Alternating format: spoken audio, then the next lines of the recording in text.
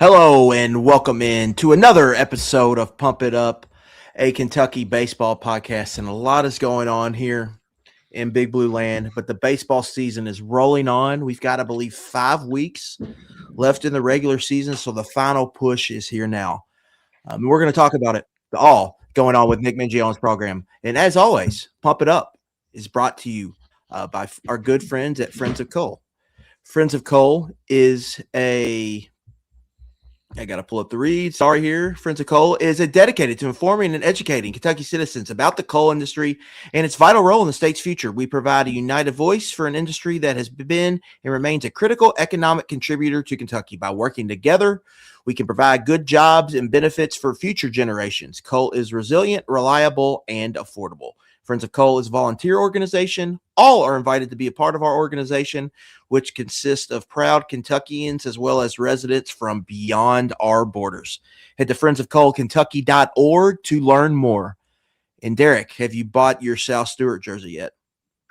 I was going to see if you just wanted to spend an hour talking about Sal instead of talking about UK baseball. So, actually, I was out on a walk before we started this, so I missed how they had scored 7 runs. My buddy Trey filled me in that he's hit 2 home runs. So, I think they've really missed the boat.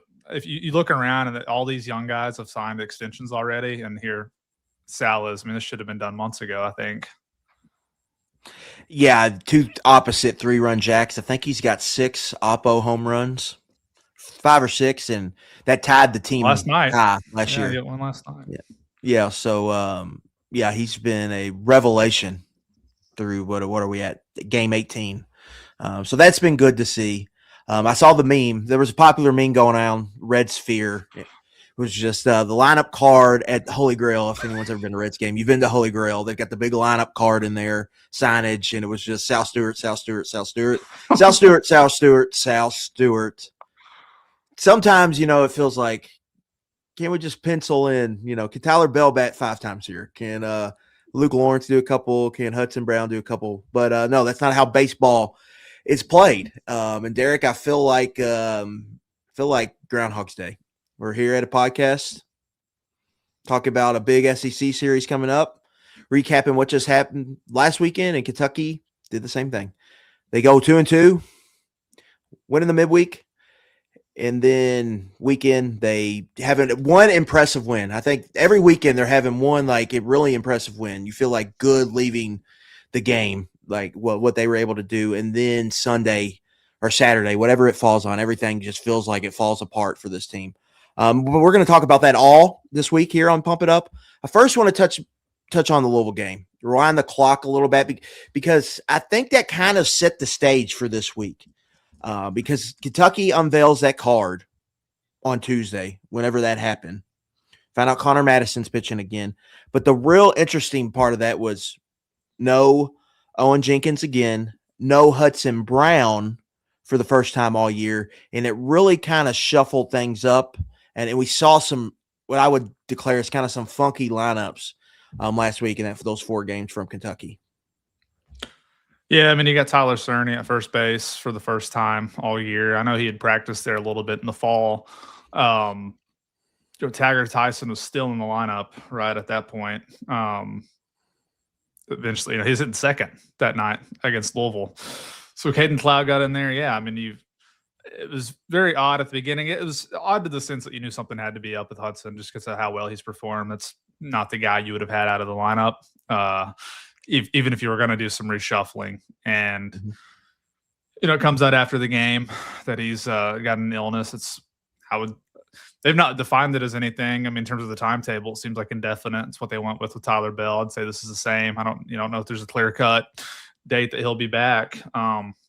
Which is a huge blow for this team. And you're taking arguably the best hitter, one of anyway, out of this lineup, and an offense that was already scuffling to an extent too. So not great there, but going back to that Louisville game, they were able to grind it out. That was a low scoring, weird time to start. It seemed like, right? 5:30 there. Can't recall a game starting at 5:30. We got plenty of 4s and 4:30s early in the year, and then the night games during the midweeks as the weather gets better. But that 5:30 start time, it was just, I don't know. It was just a kind of a methodical, easy. I know Louisville put some guys on at the end of the game, but I mean, this was just it's a solid all around win to knock off your in-state rival. And I think to the point of how you led this in, the more interesting aspect of this was the shuffling that was involved with the lineup and kind of what it was going to mean moving forward. Yeah, it's interesting because, you had to go bullpen heavy, really. They throw a no-hitter through 6. In Louisville, lineup-wise, they've got as good or as dangerous, however you want to, I think, classify that as, in the country. And even they've gotten Zion Rose back, who's probably going to be a first-round pick. So you were facing them full strength, and you kind of just totally handle them, really. And you want to talk about weird seasons. They're having a weird season over there because you look at that team on paper and the record and what they're doing, it doesn't make much sense. But really just a really impressive win. It felt like kind of a big spot for Kentucky. So really impressive to get that, but it kind of set the stage really all weekend with just the lineups, how they were just going to kind of be weird and funky. And then you had, I thought, them really tinkering later in the weekend when you've got, Tyler Bell moving the leadoff, which I liked. I think really sparked them in the Saturday win over Auburn. But you've got like Jace Tarnish batting third. I don't know if he really looked comfortable there. And then just trying to figure it out. And it felt like once you got past those first 3 or 4 batters, the lineup really struggled. Outside of, I thought Ethan Hindle had a nice little bounce back performance this week, but the lineup really struggled. They're struggling to find it. And it was a week where Kentucky needed really home runs to score. Like, they couldn't find anything. The RISP numbers, batting average of runners in scoring position, again, was not good. It was really, really bad in that Missouri loss. And so you're just kind of seeing the same things start to repeat themselves, I think, with this team. And just they can't figure out, I guess, the right formula or the right answers to fix some of their problems that we're seeing pop up over and over again. Yeah, I think big picture, my takeaway from the Auburn series, this was the first time where they had 2 games where it really wasn't competitive in a series. They've lost plenty of rubber matches, but like the Ole Miss game was tight all the way through. LSU, they had a big lead in the rubber match before they end up letting it get away. Missouri, I mean, those were both losses, really close games. Whereas this one, they're down 6 runs in the first inning right off the bat to start the series. Never get that game back within like 5 runs or whatever. I mean, they're down the whole night. Had the one good inning offensively later in the game, but it just didn't matter at that point because they were so far down. And then Sunday, same thing, down early. You get another short start from Ben Cleaver. Have to use 5 pitchers. I believe it was the 5th inning there. Just trying to find anything that would work, and ends up being a big inning, 7 runs for Auburn there. So you get run ruled to end the weekend. It's a tough way to go out. Sandwiched in that, you mentioned the Tyler Bell leadoff home run on Saturday. Hindle went deep. Schwartz, he's having to catch now. You're on the 4th string catcher at this point. This was the opening day right fielder. I would go as far to say if Taggart Tyson were pretty healthy, I think you might have seen him at first. I think that might be the move once Owen Jenkins gets back, to move him over there and see if Cerny can go back to third if they're going to be in this situation of being down an infielder or whatnot. Caden Cloud, I mean, I think he's a good player for the future. Looks a little overwhelmed, I would say, at this point. I think he had a 3 strikeout game, one of them. Mm-hmm. But yeah, that was kind of the big picture. I thought was just 2 games where you left not feeling really good about it. Whereas in some of these other series, it's like, well, the pitching's not doing great, but at least the offense scored 9 runs or 10 runs or whatever. This one was not. It was a tough 2 out of 3, I think. Sandwiched in between that was you got a good enough start from Nate Harris. He really battled, I thought, and left the game. He didn't get a lot of, I think he only threw 4 innings, but you had the lead when he left. And then I think you made a good point on Twitter earlier in the weekend. I mean, Niall Adcock has been a great development for this team, and he stepped up with a huge performance, almost finished it off, 4 innings out of the pen, ended up turning it over to Leighton Harris for the final out there on Saturday.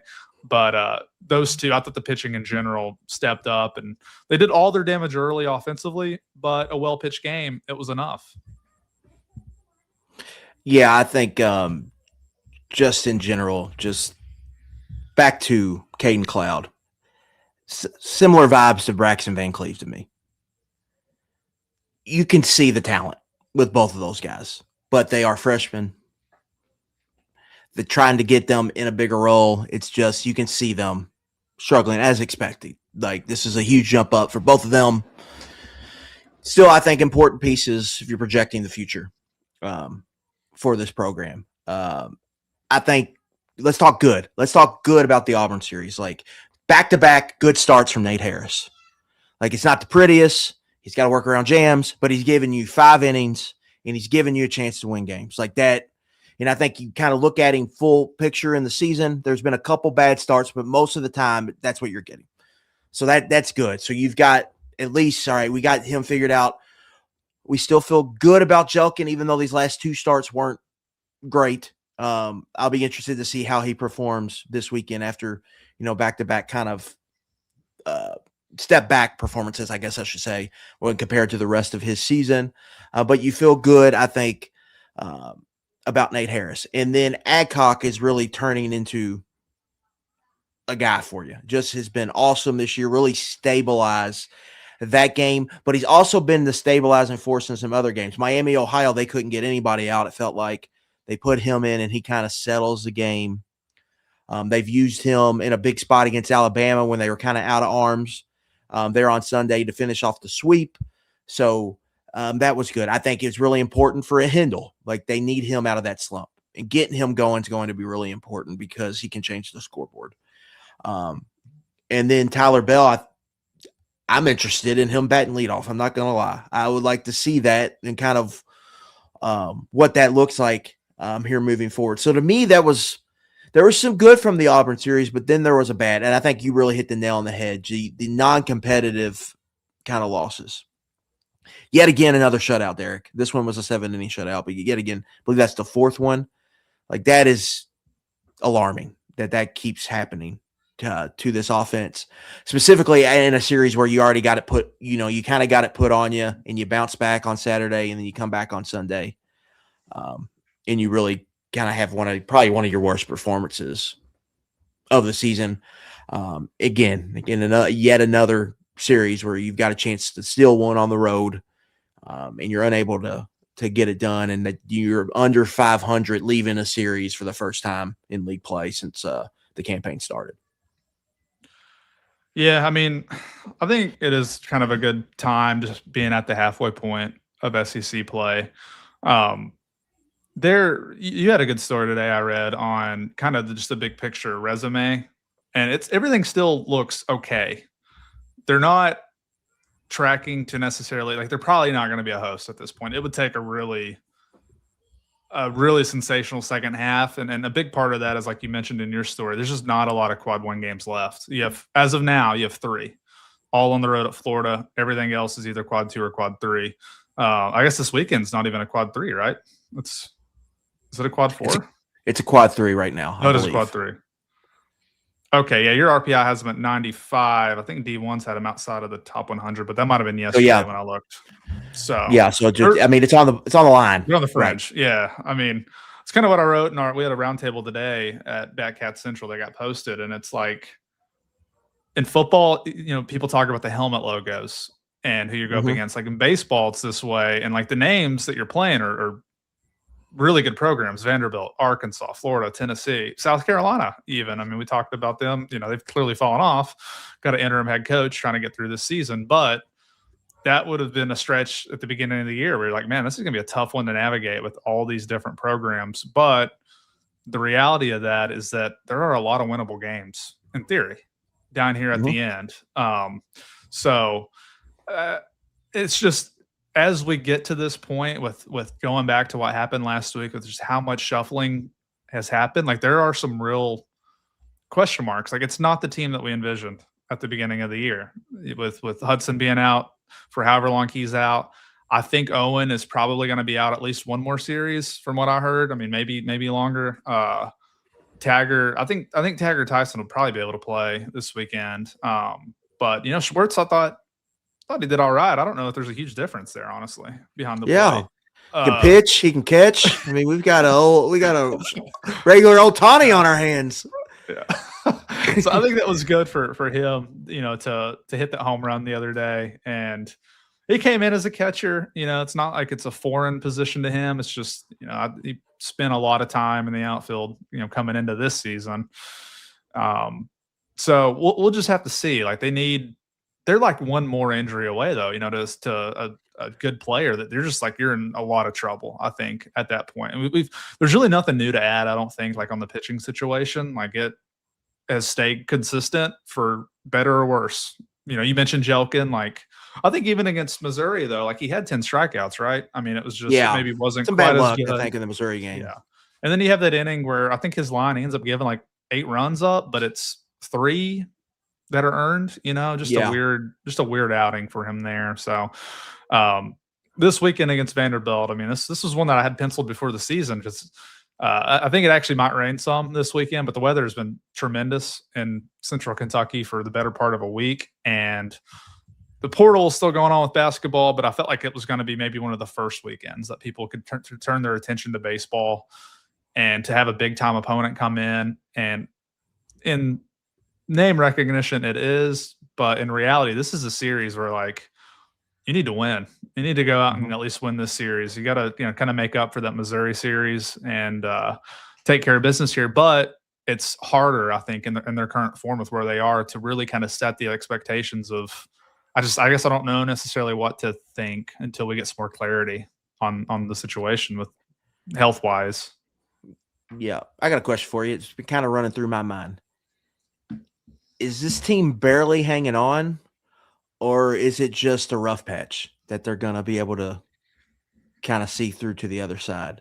Because I think you can argue both sides. It's a good question. I have followed a lot of Kentucky baseball seasons that got torpedoed in April. I'm not there yet, mainly because of the schedule in a lot of ways. Like, sure, they should be able to win some of these games. And they have 3 of the last 5 series are at home too, which should help. They've been a pretty good home team. I know the Missouri series notwithstanding, but they swept Alabama at home. Just beat Louisville at home. They've lost 2, just the one non-con game, right? Moorhead at home, I think was the other one was at Evansville. So I do think there's a hard cap because the bullpen, they have Adcock. Bennett, I would still trust.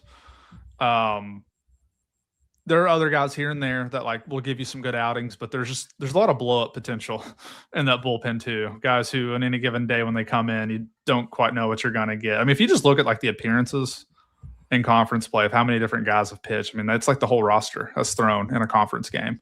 So without having really like a shutdown, I mean, the closest thing has been Adcock. He's holding teams to 108 batting average and a 1.64 ERA in conference play. And that's over 11 innings at this point. So he's been really consistent, really good. So with that combined with having a really shaky outlook on the days that Cleaver pitches, just not knowing how much he's going to be able to give you, that's hard. I mean, it's hard to predict wins right now on those days that he's throwing.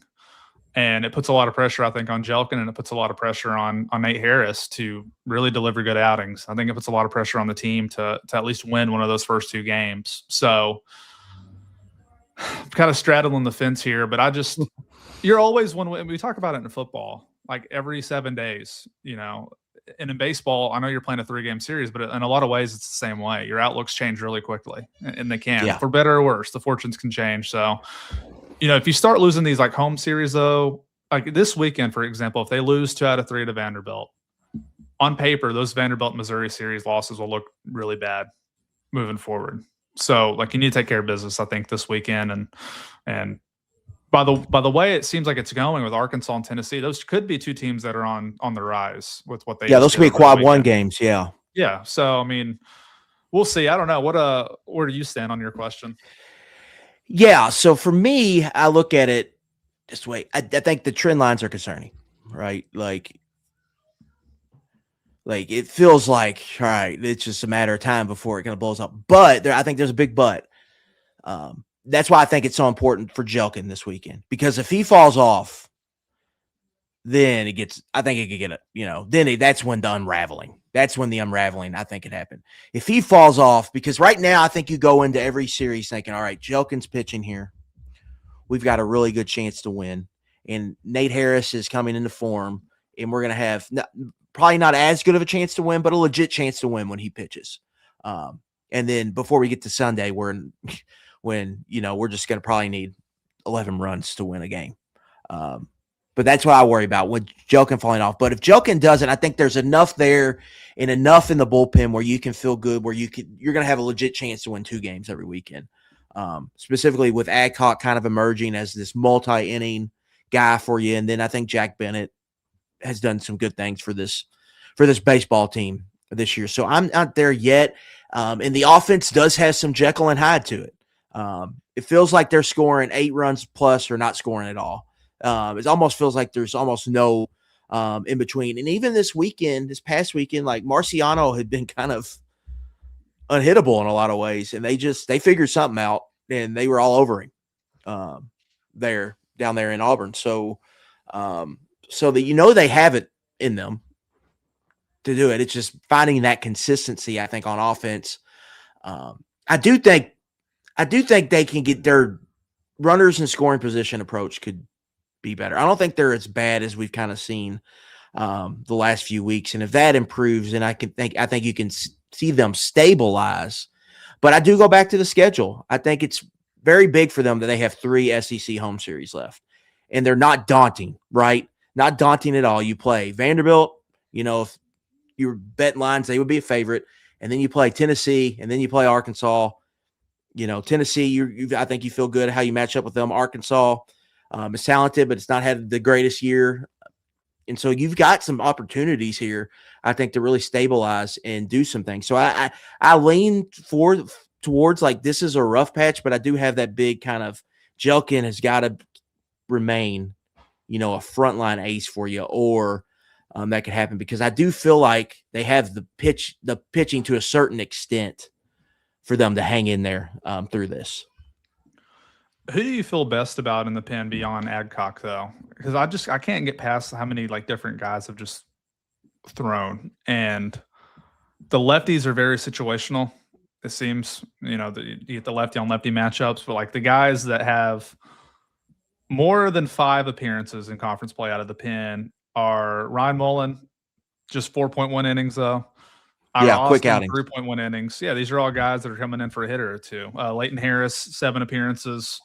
Leighton's done fairly well, I think. And then Bennett. We mentioned Bennett. Bennett didn't throw this past weekend. I don't think the situation ever really presented itself for him to come in.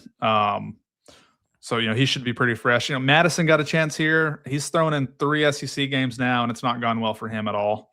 6 earned. Bama, he was good. He was really good against Alabama, but Auburn and Ole Miss, it blew up on him quick. Yeah, he's sitting at 438 in terms of the batting average against him. So just 3 innings. I mean, it's it's going to look bad when you haven't thrown a whole lot and you give up quite a few runs in that stretch. But I just, you saw Alderman come in there, right, the other day. It seems like they're trying to get him a chance.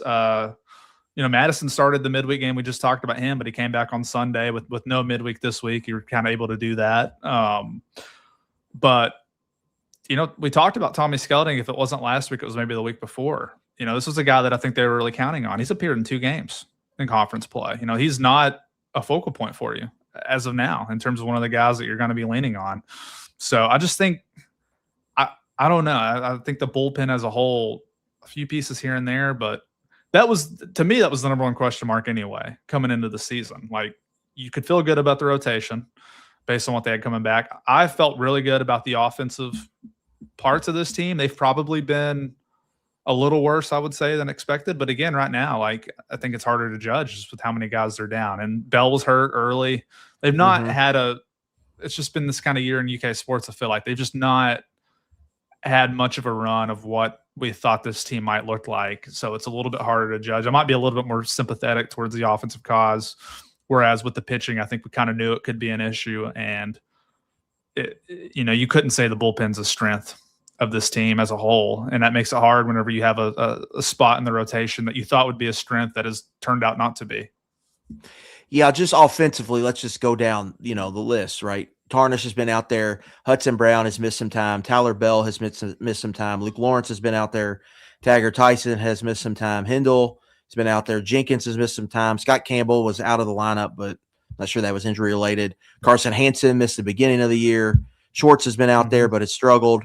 Cerny got hurt, hamstring, right? And then Caden Cloud has been out there. And then you've got, Alex Duffy. I think they could have used him this year. That was kind of an experienced contact bat that you could have used, I think, like at the bottom of your lineup, like another left-handed bat there. I think that they could have really used him there. Well, so, yeah, go ahead. On paper, he was the most important pickup. That was the number one priority last year in the portal, was like finding a catcher. And he was the choice from Elon. And they picked up Taggart Tyson. That was a later addition after Jace Mitchell, after it was clear that he was going to sign. And they knew they had Owen coming in, which helped. I mean, that as it played out, I mean, he seems to be their best catcher. So, but yeah, with Duffy, I mean, it's like we hardly saw him, right? I think he finished with 13 at-bats. 2 triples in those at-bats for a catcher. Yeah, the Greensboro series, he had we didn't get to see it because it wasn't streaming, but he had a nice game, it looked like, when you just kind of watch the game cast. But yeah, I think obviously that has hurt. And I do want to get in the pitching and just like options and what you feel like, because I think there's a conversation I had, and it's one we've had before, but I think it's getting something maybe you take more serious. But first, we're thrilled to have our friend Andy Ludicky sponsoring our baseball coverage this spring. He is a big baseball fan, and from his line of work, he has seen firsthand the fantastic traits that baseball players bring to the franchise world. Are you sick of your job, ready to leave the corporate rat race? Want to diversify, build wealth, and or leave a legacy? Have a job and want a side hustle? Andy can help. Andy is a franchise consultant as well as a franchise owner and helps people find franchises that fit their skill sets, passions, and financial requirements. His services are 100% free, and he's here to help if you have any questions about business ownership. Head to myperfectfranchise.net to learn more, or you can text or call Andy at 404-973-9901. Okay. Kentucky pitching. We know, like, Jelkin's their guy. We've talked about Nate Harris here on this episode. Solid number 2 for them right now. Starter number 3, Ben Cleaver. High expectations. Had a great year. I believe he had 83 strikeouts last year. Led the team. Preseason All-SEC selection. Was a guy that everyone had high expectations for. But like we talked about early in the season, Derek, there's like the stuff meter. Like he doesn't have overpowering stuff. So if he's not hitting locations or this or that, you just felt like there was a chance he could fall off if one or two things went wrong for him. I think that was always out there with Cleaver. And it's just he hasn't been able to put it together for whatever rhyme or reason. But there's a big but. He's had multiple starts where he's pitched 2 good innings. So my thing is, can you put him in the bullpen and just tag him with maybe someone else to start the game for you? Then maybe that can get you to the 5th, 6th, 7th potentially.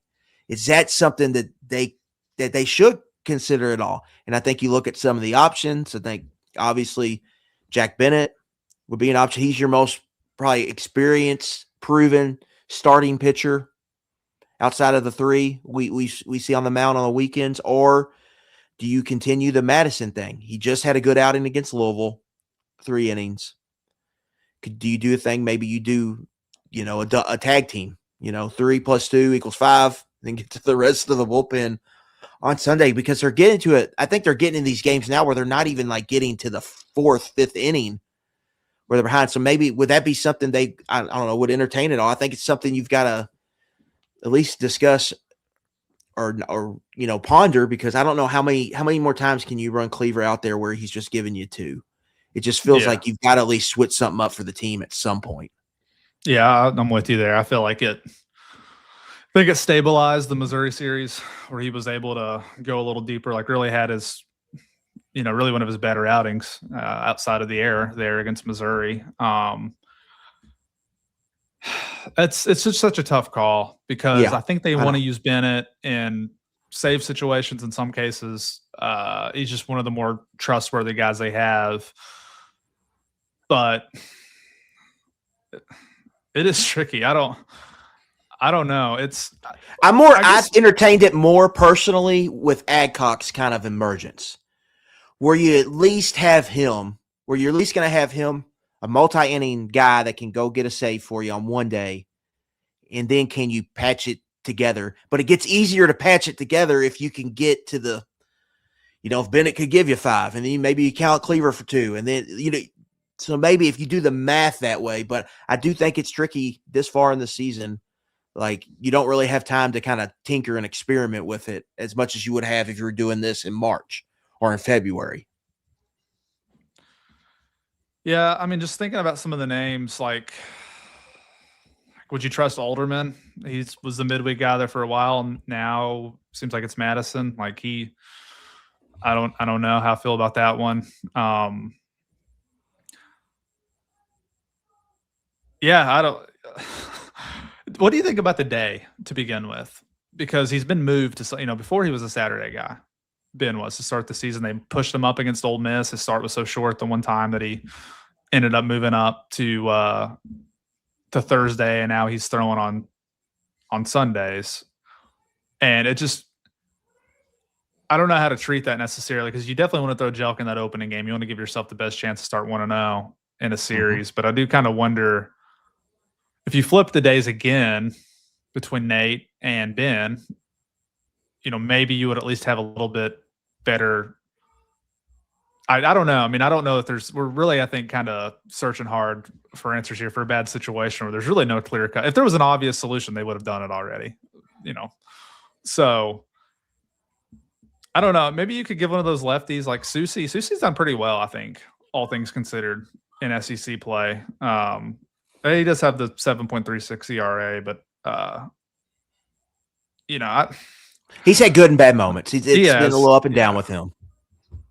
The one on paper who every time I watch him pitch, he's very tantalizing, and I think I'm surprised his ERA is still 0 when I watch him. But Tristan Hunter is an interesting. I knew you were going there. I knew you were going there. Yeah, so it's like I'm surprised he's managed to get out unscathed, but it's like the results end up being fine for him. He's one of the few guys who has 4 innings is not a significant number by any means, but he's throwing like 1 inning every time he goes out there, and they're scoreless innings for him. He's leaving the line. He's going away. Usually walks at least one guy, usually strikes out a guy. I don't know how he would look over an extended period of time, but in terms of just like stuff, he's got some of the best velocity. He's got a pretty good breaking ball that he can use. I could at least see him as being a guy here in this back half that could get more chances. But this Cleaver stuff, it really has just kind of stumped me. Like, really, you might just have to sacrifice Bennett, would probably be, I think, maybe the best case scenario. He seems to be the one who might actually be able to give you some length over these other guys. I think I would trust him still more than anyone else. And if you could have Adcock, who's emerged kind of as a back-end guy, I think they still like Ira Austin in that role, but he's tricky as well. I mean, he's a righty, so you don't really see that. You always hear about or used to anyway, with the lefty specialists. He's almost like he's just a very short stint kind of guy. Like, he really does profile as a back end bullpen arm, but he's just, I think he's just been okay. And then like Mullen's another one who fits in that mold of kind of come in, get an out here or there. I kind of want to see some more of Oliver Boone. We saw him against Louisville last week. Like, he could be one. The further away he gets from Tommy John last year, the more that he has under his belt. Did he throw on he threw against Sunday? Louisville. I don't believe he threw this weekend, but I might have missed it. He would be another one. So like, we're kind of just going through these names here, and I don't know. Bryson Trico finally threw. He'd been hurt leading up to this year. He finally got into a game. Toby Peterson did as well. I mean, there were a couple debuts over in that blowout the other day. So I don't know where I'll fall on it necessarily, but I know that it's rough. And I guess at some point, like maybe for Ben, because we've seen them do this before. Travis Smith started as a Friday night starter in 2024. Went to the bullpen for a little bit. I don't know. I guess he was hurt. I wasn't really covering the team that closely at the time, so I wasn't really asking around about what his deal was. But they have made some moves before where I think it's probably helped guys to go to the pin. But we mentioned it with Ben. He just doesn't kind of profile as like your prototypical late inning SEC kind of pitcher. I mean, the easiest solution to all this is if he could just kind of figure out whatever it is that's kind of holding him back right now. And he doesn't even have to return to last year's form. Matter of fact, at this point, it's probably not going to happen this season. So it's more so just like, can you be Nate Harris? Like, can you give 4 innings of 1-run ball, two 2-run ball? And that's kind of where they need him to get, because these short outings, I mean, they're tough. And you see the names that had to throw on Sunday. And quite frankly, I mean, it's going to be hard to beat good teams with what they're up against in that scenario. Yeah, I think Berkeley Bounds kind of early emerges maybe a back end guy, but it's just not gone well these last few weeks. So it's hard to turn to him right now. I know you probably have the SEC numbers right there, but even the season, they're second highest ERA on the team, and the only one higher was Bryson Trickle, who gave up a run in 1 inning. They're against Auburn for the season. It's just not going great for the EKU transfer after a really solid start. So yeah, there is no. Our board, it's like, you got to try something else. I get a lot of that. And I was like, I hear that and I feel that, but it's just like, I think it's easier said than done, specifically when you start, like, you put it on paper and you look at it and you try to think through the plan, how you're going to do this. It's not the easiest is like, okay, we need to ride Cleaver and see if we can get him through this rough patch. But it feels like it's just not happening. So I'll be interested to see kind of how they manage that over these last 5 weekends. It's hard too, just not having the clear-cut midweek guy. I mean, I think they had that idea with Alderman. Last year it was a little easier. I mean, Nate Harris was good enough that you could try him on the weekends, and he took to it and competed and did pretty well, all things considered. Yeah. Whereas this year, Madison's, I guess, the midweek guy right now. Alderman has been that. Both guys have gotten chances in SEC play, and it's not gone that great for them. So, like, I don't think they're a clear-cut option to just move into that spot. I mean, I really do think Bennett is probably the best choice there. Even Bennett, though, like, hasn't been awesome in SEC play. You look at him, he's at where's he at here? Jack, he's at 8.59 ERA, and he's thrown 7.1 innings, which is the LSU. That one hurt him. That was the one for these relievers. It's easy to have their ERA balloon. It's just all it takes is one bad outing. But the batting average against him is 286, so lower than a lot of the guys on. There's a lot in the 300s and 400s here in SEC play. So that would probably be, I think, the easiest pivot point. But that's a huge second half storyline coming. Because if you do want to think about beyond just the regular season, I think any hope that a lot of people had of Kentucky being a team that could win a regional, which was my expectation. I thought this was a team that was a good goal for them, was to be a regional winner. You would still feel good about your opening with Jelkin, and I think you would feel pretty good about Nate Harris. Matter of fact, Nate Harris was tremendous down at Clemson last year in his only postseason outing. The biggest issue is, one, if you were in a regional and you did win your first 2 games, trying to close it out just for a third game. But if you were to lose one of the first 2, it's hard. It's hard to imagine with this pitching staff you'd be able to fight your way out of a loser's bracket. So the ceiling, that's probably the biggest picture takeaway that I've had of the first half, is that the ceiling seems, it's just with the pitching staff, I just think there's a hard cap probably on what this team's going to be able to accomplish. But 15 more league games to go. We'll see. It's like I said earlier, like every 7 days, you can kind of change your opinion.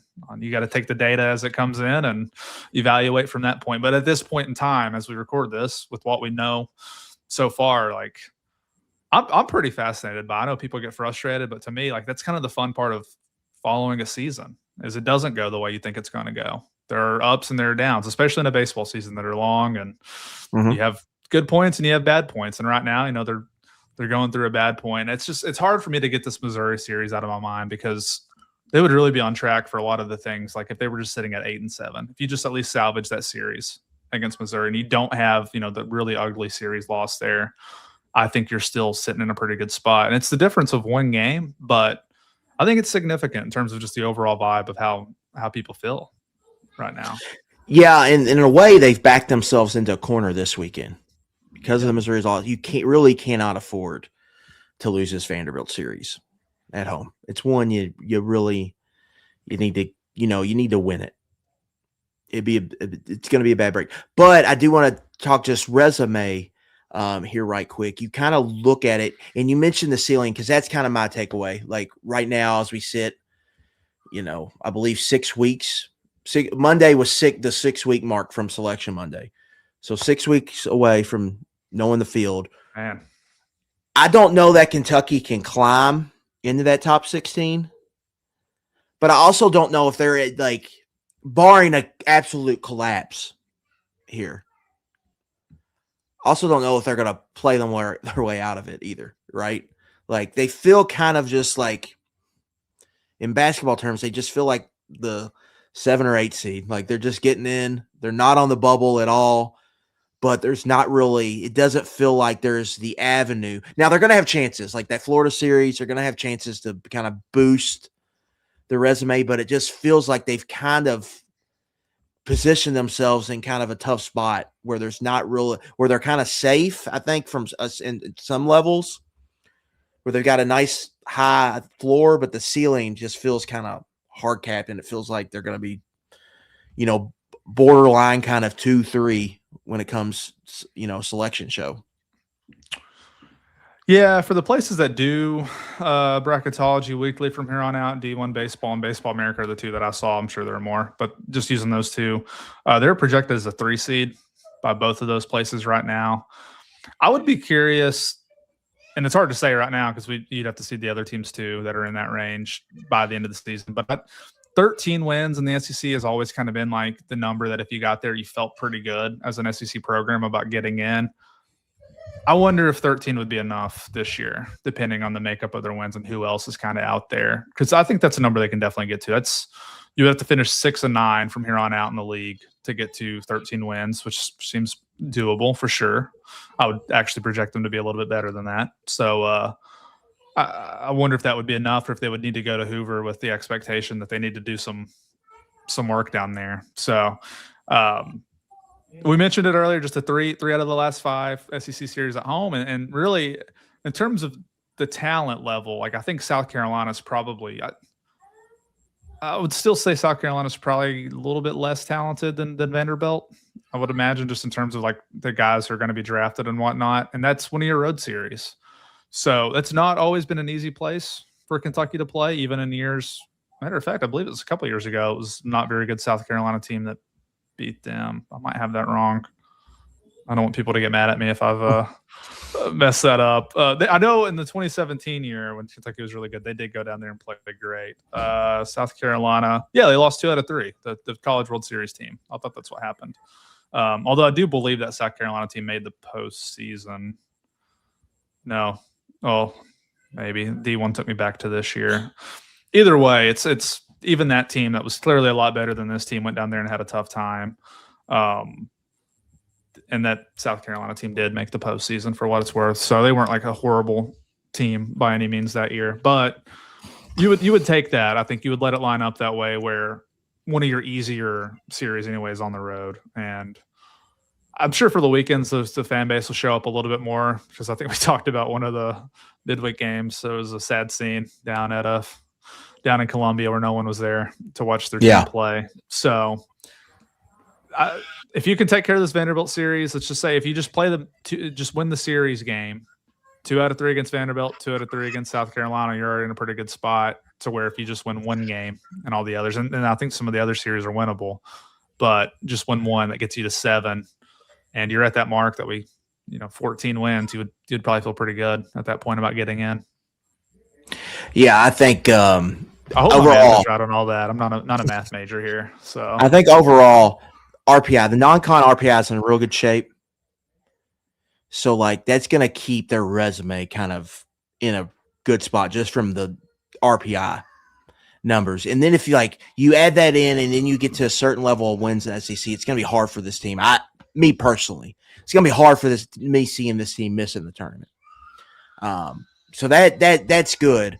The bad could be like if it just totally falls apart here. They really need this series. It's a huge series here at home. Vanderbilt's a team you feel like they should beat at home. It's a little bit of, I don't know if they'll play up the revenge factor, but it was a team they felt they beat down there last year. That was a rough series with the walk-off home runs back-to-back days down there. So last year, it's a huge series. It's probably going to be Saturday. Might be their biggest crowd of the year if the weather is in good shape, and so it's a really big one. And we'll be here to cover it all here on Pump It Up, and we'll be talking about it all. We'll talk about more resume, more a little bit of everything as Kentucky tries to bounce back, tries to get healthy, and see so they can go on a run here and make some more noise and really improve that resume. Maybe go down to Hoover. And the thing with the SEC tournament this year, Nick or Zach, or I can't get my names right, Derek, all my co-hosts, Derek. The big thing with Hoover this year, it's so open. Like you get the right seed or whatever, you can go on a run, and like they're only 2 wins behind Florida for the. You can get double byes in the baseball tournament now because of how they moved to the single elimination format. And you can go on a run, so that they might be able to position themselves to make some noise in Hoover. I don't know what's going to happen. They get to game 3 as we've talked about if they would get that far. But there's still a lot to play for, and you feel like you said, if they could just get a couple bounces, they might be able to get something going. Yeah, I think getting healthy is the number one thing right here. Like if you can just find some formulation that you can take with you the rest of the way and just try to find the 9 that you feel good about. I mean, I think at a point in the 24 season, you could have argued a few guys here and there really weren't producing. Like I think back to like James McCoy, kind of, who was someone you might have been able to replace at some point that year. They won so many games, you just kind of stuck with it, like you just rode it out. And I'm wondering if this team, if you can just find a good lineup here that you think you can just roll with, because they're not there right now. It's hard to be there with how many guys are hurt. So as some more weeks pass, hopefully they're in a spot that they can find the 9 that they want, and they can either get a bounce back from Cleaver or make them a tough move, I'm sure, to go somewhere else and try to find some momentum that way. And we'll be here to cover it all here, both at site, KS Board, Backcat Central, Derek Terry, and on Pump It Up. We'll see y'all next week.